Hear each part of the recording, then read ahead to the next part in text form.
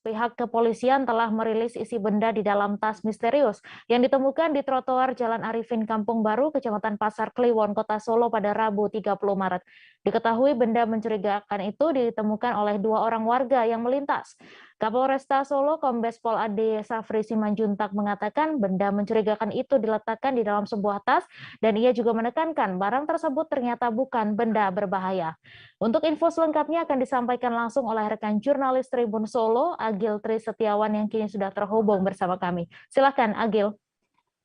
Ya, Mai, benda misterius yang dibungkus dalam sebuah tas dan berisikan benda yang menyerupai dinamit ditemukan di Jalan Arifin atau tepatnya di kawasan Balai Kota Solo pada hari kemarin.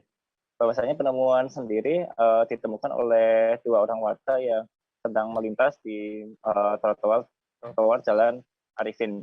Dari temuan tersebut, warga kemudian melaporkan ke petugas Denpom, yang mana penemuan benda tersebut juga tak jauh dari markas Denpom dan laporan dilanjutkan kepada pihak kepolisian.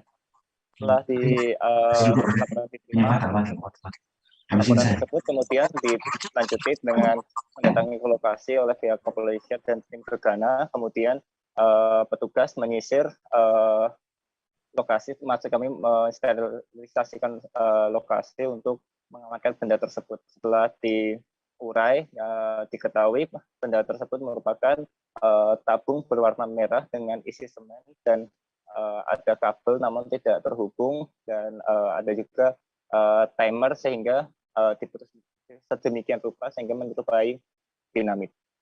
Dari penemuan tersebut, Kapolresta Solo, Kombes Pol Ade Safri Simanjuntak mengatakan jika bahwasanya penemuan tersebut bukanlah benda berbahaya dan pelaku sendiri masih tetap diburu oleh petugas kepolisian, yang mana petugas kepolisian juga sudah melakukan penyelidikan dan meminta keterangan oleh sejumlah saksi. Penemuan ini juga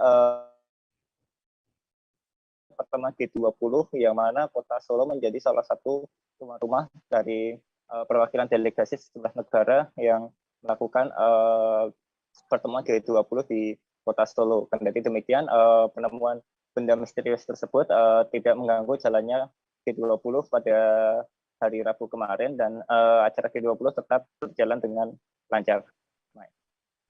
Baik, terima kasih Agil atas laporan Anda. Selamat bertugas kembali.